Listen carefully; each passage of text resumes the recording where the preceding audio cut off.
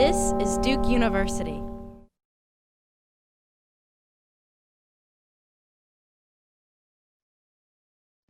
Hi, I'd like to thank you for attending this resume writing presentation. In this presentation, we will go over CVs and resumes. We'll go over the differences and similarities, some resume basics. So we'll talk about the structure and formatting of a resume, accomplishment statements, and tailoring your resume. So let's do a little audience participation. So we have this meme here that says CVs and resumes are the same, changing my mind. I want you to take a moment and think about how a CV and resume can be different, or whether or not you actually think that they are the same.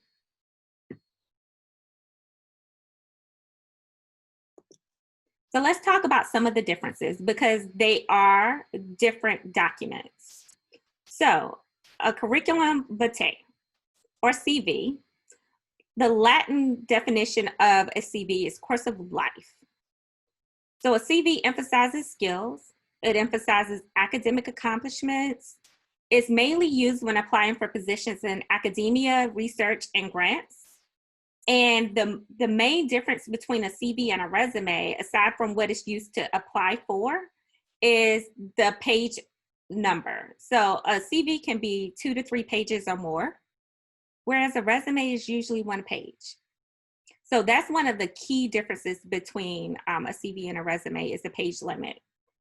So a resume, in French, it means summary. It emphasizes skills. A resume is typically used when applying for a job or internship in industry, nonprofit, or private sector, and it's usually no longer than 1 page.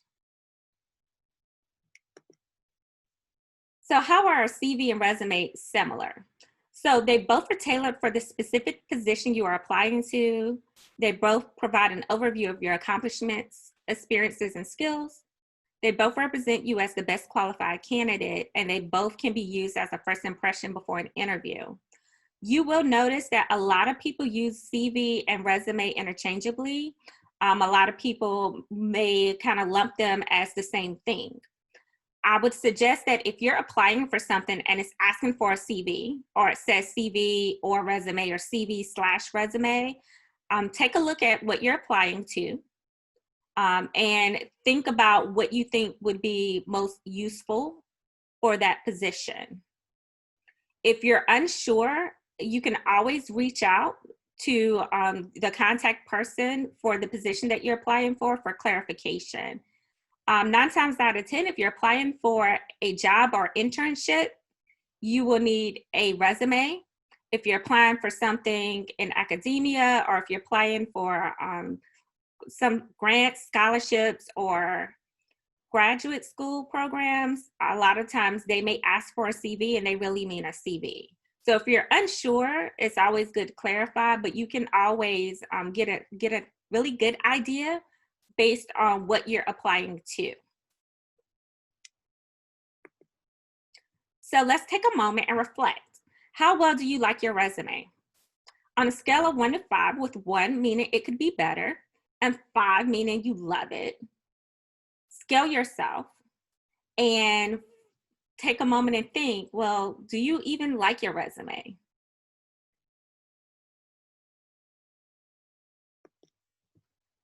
And we're also going to do another poll. How confident are you in tailoring your resume based on your needs? With 1 being not confident and 5 being very confident, how confident do you feel about applying to different positions and tailoring your resume based on the positions that you're applying for and the skills that you have?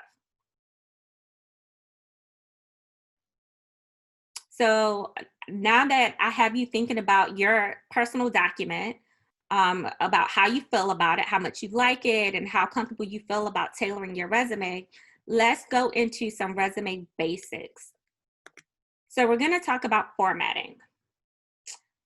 Your margins for your resume should be between 0.5 and 1 inch, and that's on all 4 sides. It should be no longer than 1 page. Now, there are some exceptions to the 1 page length. If you're applying to something and it tells you that your resume can be maybe 1 to 2 pages or 2 to 3 pages, then you could definitely have it be more than 1 page. But that would be the main exception, that it would be longer than a page. And there are some position descriptions out there where they have given students the opportunity to submit a 1 to 2 page resume. The font should be between 10 to 12. You can use half sizes. So you can say, you can use 10.5 or 11.5. The exception to having font higher than 12 would only be for your name. Your name, we suggest, can be 16 plus. So you'll notice that that's the only exception where your font would be higher than 12. And I always suggest that you just play around with your font size and the font type that you choose to use, because 10 in one font type can look a little differently than 10 in a different one. And so play around with it and see how it looks to you, and see what you're comfortable with. Make sure to use professional, easy to read font.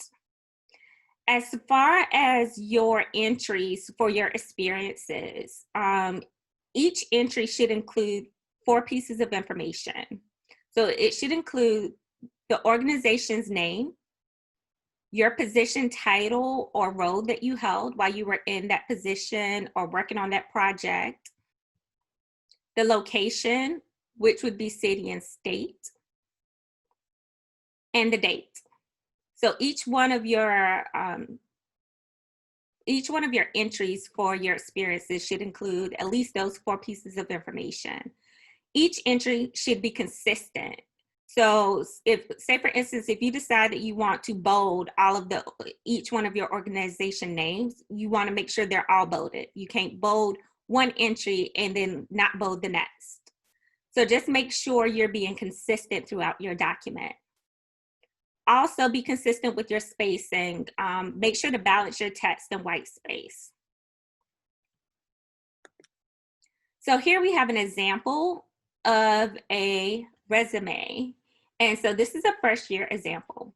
So the first thing I want to point out is here with the first year, how it's in bold font and it's larger than the rest of the information on the resume. So this would be the example of how the name can be 16 plus.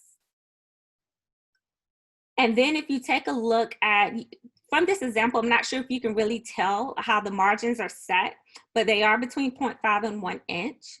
The font size is between 10 and 12, but you'll also notice for each experience, they were consistent with how they showcased each experience. So for instance, each organization name is bolded.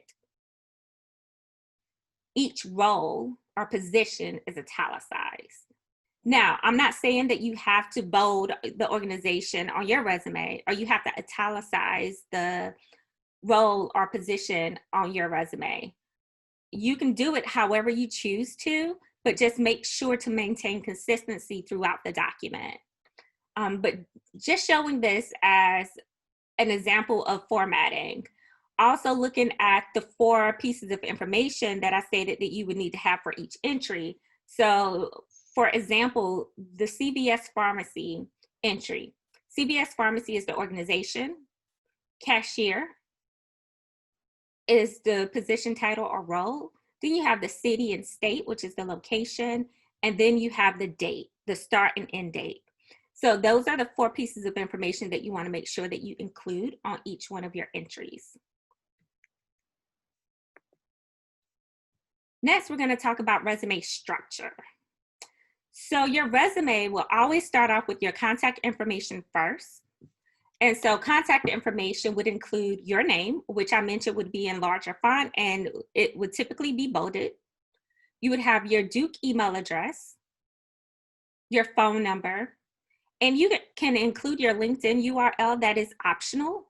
The benefit of including your LinkedIn URL is because your resume is only going to be 1 page. So you can only put so much information on your resume.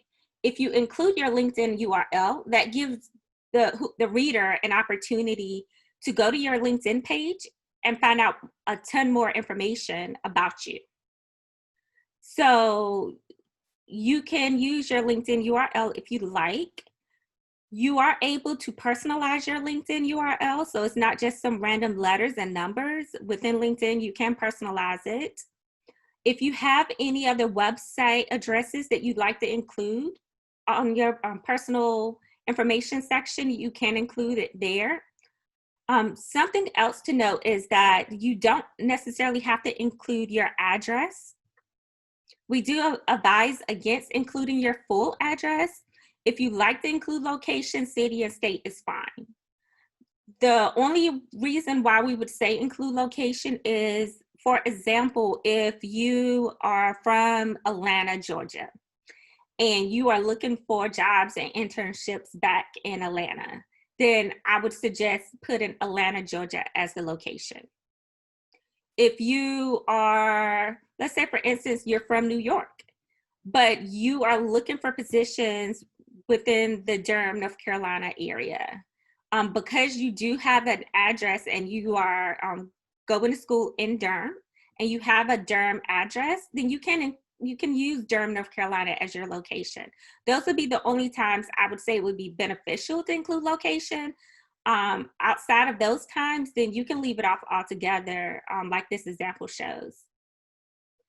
The next section would always be your education section.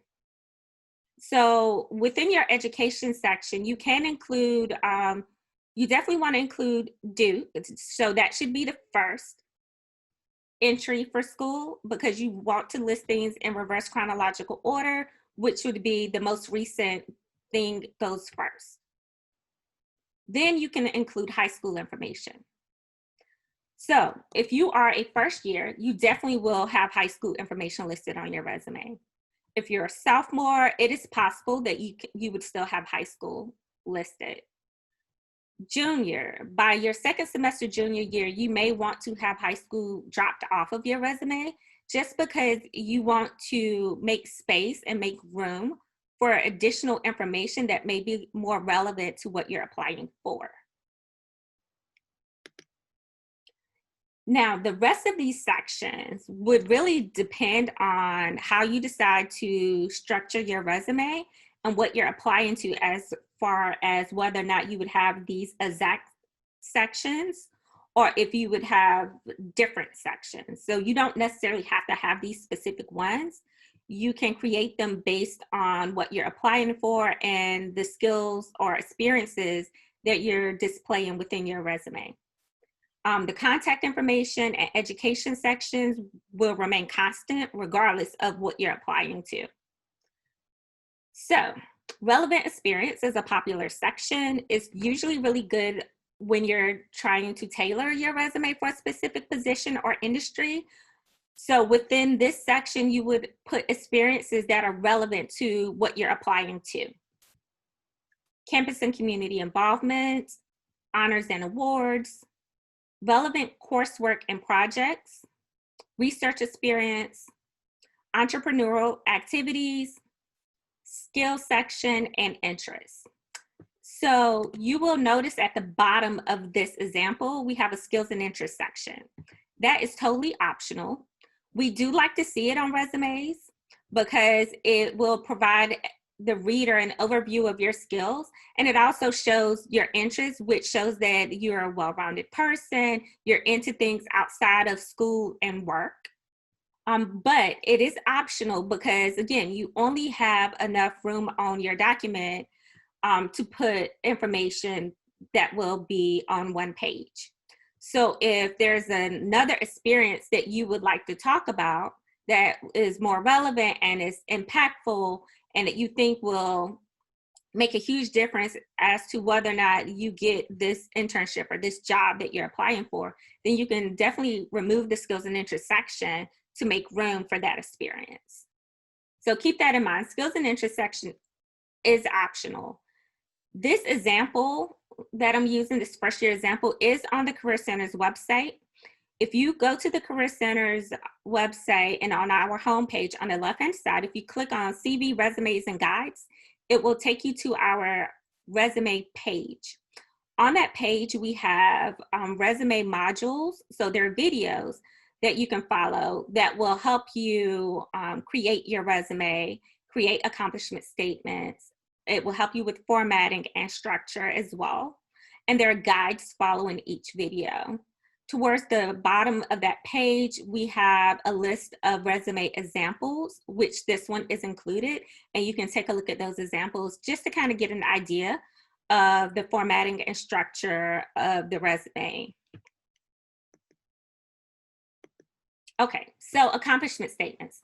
Accomplishment statements are the bullet points that you will notice that are within each experience. So essentially, this is how you're talking about the experience that you were in and the skills that you use. So a strong accomplishment statement should include your story, your skills, results and impact, and your particular role. To create a strong accomplishment statement, which houses all of the information that a reader would like to know about an experience or about a skill you're sharing, we suggest that you use this formula. So start out with a strong action verb, then go into the project or activity, and then follow that up with a result, and that should equal your accomplishment statement. So for example, for this one, the action verb is coordinated. The project or activity is 3 fundraising events for local shelters. The result is raise more than $8,000, 20% over goal, greatly improving community awareness. So the accomplishment statement is coordinated 3 fundraising events for local shelters, raising more than $8,000, 20% over goal, greatly improving community awareness. So that's an example of an accomplishment statement. Now, your statement doesn't have to be that wordy, but that is a good example to show you how you can break the accomplishment statement down and how to make sure that you're including the pertinent information to share with an employer or whoever is reading your resume about your experience and the skill that you have. This is also a good example to show how you can use numerical values in your accomplishment statement. Anytime that you can show a dollar amount or a percentage amount to show your impact or to show how you've increased something, you definitely want to make sure that you include that within your statement. So I want you to take a moment and think about an experience, internship, volunteering, class project, student group, and take a minute to think about how you'd want to express it in an audience. So think about an experience, think about a skill that you'd like to share, and come up with an accomplishment statement using the formula that we suggested. So I'd like for you to take maybe about 5-10 minutes to think through that. So back to resume structure and thinking about transferable skills. So transferable skills are skills that you have that can be used in different areas, different industries, different roles. So for instance, communication is a good transferable skill. A lot of students have worked cashier jobs or retail, or they've worked at some summer camp.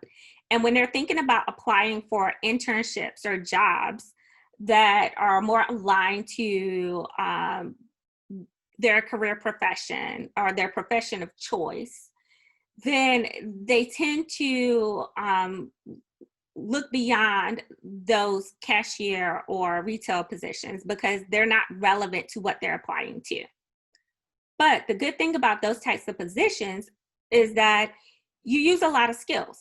And so I often will have students reflect, take a moment and think about that experience and think about all the skills that they use during that experience, because a lot of the skills that were used in those experiences can be transferred and used in different roles.